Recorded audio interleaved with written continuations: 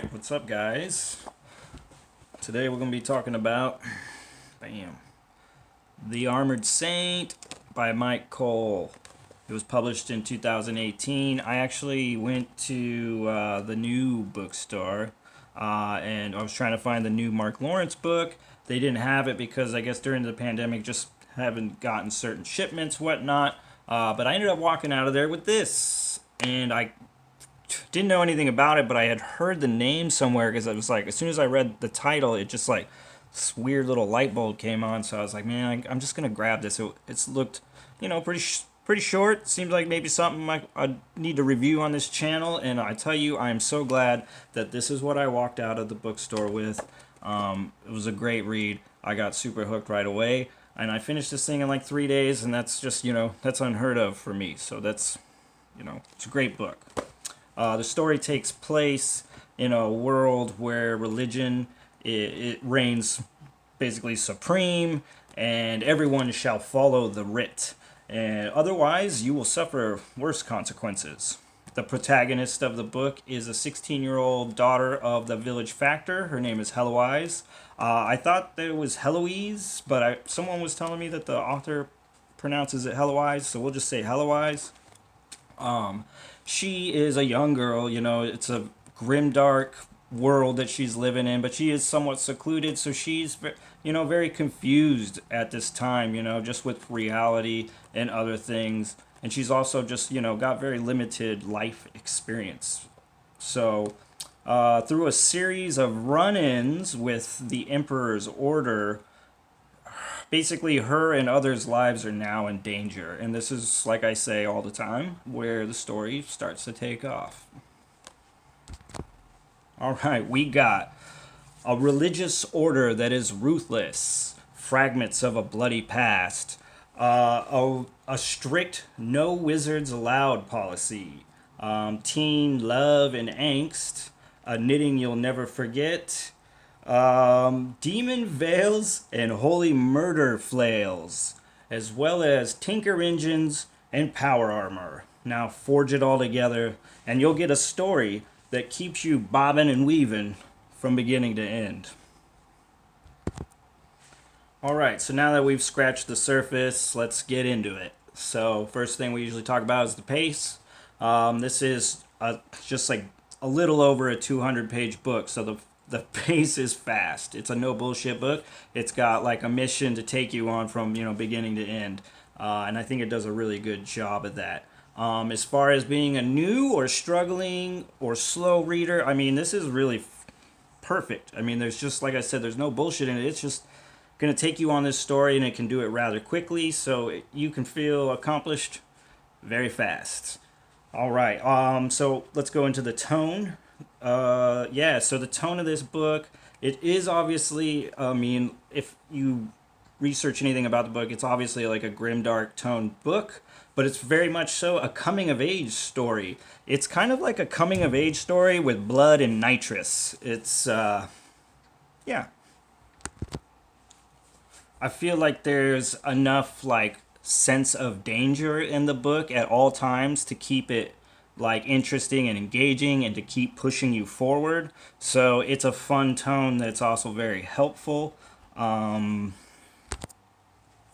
would also say that part of the tone is really capturing this confusion that our main character is going through, really just dealing with her reality, because this is, reality in this world is very bleak, as well as dealing with her own sexuality as she's coming to be a woman. I guess kind of one thing that kind of surprised me just because I didn't know anything about it, and just from looking at the cover and then reading it, this book is not this action-packed, like, filled with battles. It's only 200 pages. So, I mean, but what this really feels like, I mean, don't get me wrong, there's action in it, but this feels like to me after reading it was like maybe one of the most bulletproof backstories for like a paladin character. I mean, it's really well done. Like I said, I was only halfway through this book when I went out and tried to get the next two in the series. I didn't actually have luck finding the second one, so I just ordered them online, and I'm waiting for them to get here. And I will say this right now, We will be covering this whole series on this channel because I really like this book. I think this is exactly what I want to bring to the new or the struggling or even the slow reader. Because you can smash these things out. This is going to be the series for the struggling reader, I'm telling you, because honestly, after the end, one con I would say is it felt too short, but that's probably going to be a pro for you, right? So it does feel like more like a beginning of a book instead of just like a book. So I'm just going to go out on a limb here and say that, you know, the entire series together is going to feel like one full book, you know, instead of like three books trilogy kind of thing, if that makes sense. Also, characters in the book, besides our protagonist, you have characters like the members of the Order of the Pilgrims, and they're very, very well done. At least for me, I could really envision these guys in their gray cloaks, and they carry these flails, and the chains are jingling, and it gives that creepy tone to an already very like scary world, which is awesome. Thumbs up, Myke Cole. We also have other characters like members of the village, like Bernard, who is the Tinker. His name is Bernard Tinker, I believe, and it's very fitting. I don't want to say that this book gave me like steampunk vibes. It's very much more like Tinker vibes. It reminds me a lot of tinkering in Dungeons and Dragons and whatnot. And this is the guy that's going to bring these, Tinker engines and war machines kind of into this world. And so you really need this character to bring this kind of part into the book. And he's, but he doesn't feel like it's forced on you. It's great, man. Like, it was a good character. As well as Claudio. I would say Claudio is a great character in this book because you do feel the desperation in living in this world. And Claudio is kind of the guy that will bring levity to it. You know what I mean? So it's not so fucking depressing. This guy Claudio kind of comes in and kind of will warm up Heloise's heart and make her feel better about being herself, a little bit more confident and sure of herself.